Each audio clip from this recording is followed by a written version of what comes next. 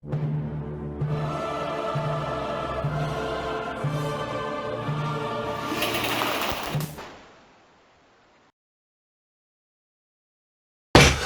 back, I'm Captain Xavier, and this is going to be my final overview on the Moab kit. There isn't going to be any firing in this video. That's going to be in the Milestone 3 Part 2, which will be almost nothing but firing footage. And I'm not going to talk about the functionality or the practicality of this blaster. That will take place in the, no doubt, highly anticipated Moab versus Tyr video that will be coming out at some point. No, today I'm going to talk about what was it like to actually build this kit, to print and build this blaster. Was it an enjoyable experience? Was it well done? How well is the blaster designed and that? And the answer to all of those is yes, yes, and incredibly. This was by far one of the most enjoyable kits I have ever assembled, both in the way it was engineered and the way it was organized, and the build guides. The build guide that Gatling Tommy has put together for this is, in my opinion, very much on par, if not honestly better than my reassembly and disassembly videos. There's that level of detail in what you're doing and why you're doing it, and tips and tricks and all of that. He tells you exactly which parts to use, exactly which hardware to use. If there's a difficult part, there's usually a tool he's created to make it a little bit easier, or he explains, you know, okay, you just need to do this trick or rotate this thing, and it was just incredibly well done. The kit itself is just immaculately organized. Every part is in its own little bag with labels to tell you what parts it is. It includes all of the tools you need, almost, other than a printer. It includes all of the bits, all of the Torx bits that you need. It does use Torx bits. And one of the files that you print is, in fact, a screwdriver. So even if you don't have a screwdriver, that is included in the kit. Also a little wrench, all sorts of little guide tools and things to make the whole process easier. All of that is included.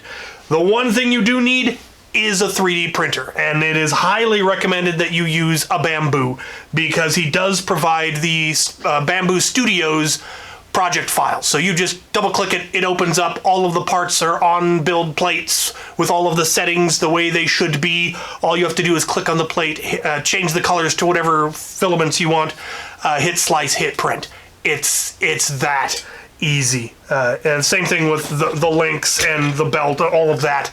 There are project files for all of that, so you can print as many links and shells as you want.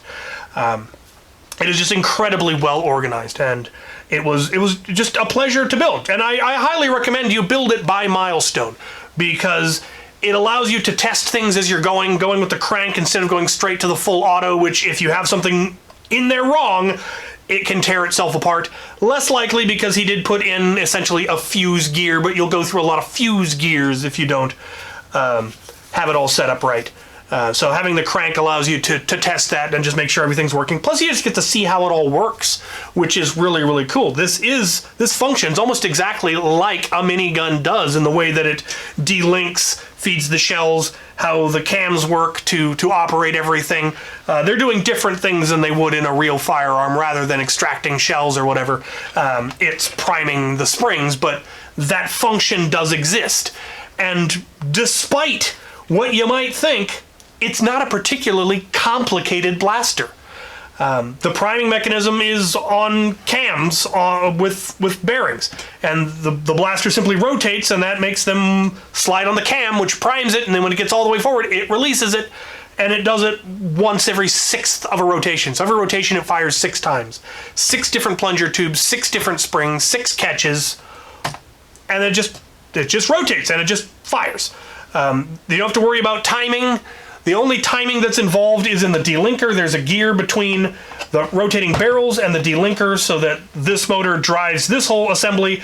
There's a gear that then drives this whole assembly to do the delinking, but it's incredibly easy to synchronize. It's literally, is there a number on this one? Make it match the number on that one. That's the only synchronization you need. Things like the sledge fire, the sling fire, has more complicated gear synchronization than this thing does. It really is incredibly simple, and as I said, his guide is so well done. You put on the video, follow the guide, grab the part, put the screws in, pause the video, until you got all the screws in, go on to the next step. It's really well done, and it's broken up into segments, and it's all beautifully, beautifully done. The printing is the long part. He estimates somewhere in the vicinity of 30 days of printing. The 500 links and shells is more than 5 days all by itself. It's more than a day to print 100 shells and links. This is 100. The tank takes 500. The tank itself takes 3 more days. And it does take a lot of filament. 100 shells takes about half a roll. You are going to go through a lot of filament. I think I've gone through at least 8 rolls of filament entire so far. And I didn't print the backpack, so that was another 2.5 right there that I didn't have to use because I didn't print that. But the prints all, like I said, if you use a Bamboo and you use Bamboo Studios, everything's even properly oriented. It already knows whether it should have supports or not. There's very little support required in this blaster, the way he's broken up all the parts. Not a lot of support necessary. Which is, again, really, really cool. The engineering behind this is just incredible. And I look forward to seeing what the hobby is going to do with it, because we're going to want it to be more powerful. We're going to want, to make it simpler. There's all sorts of things that the hobby is going to do, and I'm looking forward to seeing where people go with it. I'm kind of curious where I'm going to go with it. Because I have some ideas. I've already made a few minor changes. I changed the angle on the grip, for example. I didn't like how straight up and down it was. I wanted it more angled, so the STLs were available, so I was able to just upload it and make the changes I wanted and reprint it, and problem solved. I also printed it left-handed and had no issue with that. All I had to do was mirror every single asymmetrical part on the Y-axis in Bamboo Studios. It all still printed just fine. It all still assembled just fine. The only issue then was the ammo counter was counting up instead of down. That was a simple matter of changing the software, upgrading the firmware, just flashing the OS. Very, very simple. It was a joy to see it all slowly come together and to go through all the milestones and then to finally have it fully functioning. And I'm looking forward to firing it. I've done little firing bits. I've fired 30 rounds here, 25 rounds there. I have yet to put even 100 rounds through it at once. I will be doing that. Is why I have this one loaded up. As soon as I'm done with this video, I'm going to film a short of me firing 100 rounds. And then when the weather clears up, I'll be able to take it to a range and fire at least 500, probably 500 twice, because I want to then I want to film the reloading for another video. But yeah, it's an absolute pleasure. It's like I said, one of the most enjoyable blasters I have ever built. Some people have balked at the price at, I believe it's $460 for the Kickstarter, and that feels like a lot given that you still have to buy all the filament and print it yourself. But there is a lot that went into this that adds to that kind of cost. The time and our R&D that he had to put into this, for one. He deserves some compensation for that, in my opinion. But things like the PCB that drives the main thing is a custom PCB.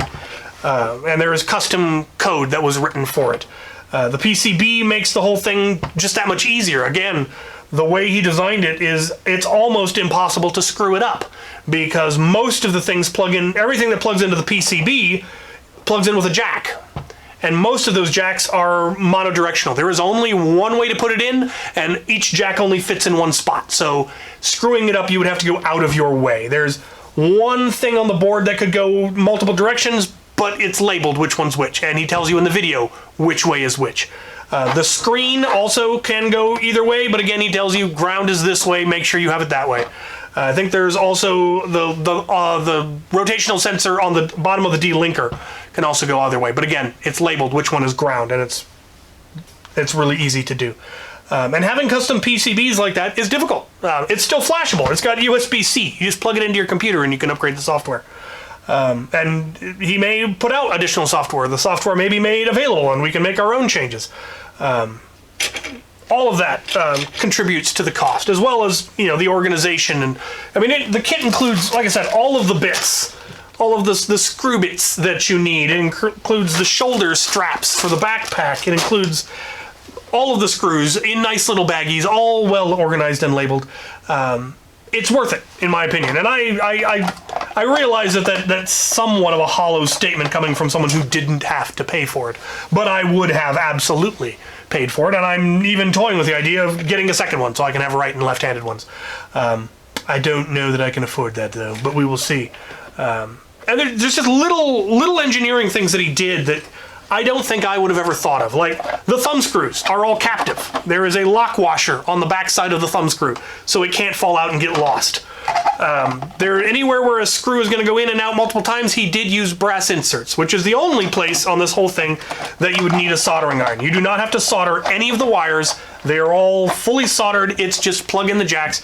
But putting in the brass inserts are a lot easier if you use a soldering iron. There's ways to do it without a soldering iron, but a soldering iron is definitely easiest. But any part that would require a brass insert, there is an option to print that part so it doesn't take a brass insert. So it is still possible to build this without a soldering iron. It's just a little bit nicer if you have one. So again, all of those little considerations and how well it's all been done, I definitely feel that it's worth it, especially if you want something this absurd, something this massively over-engineered.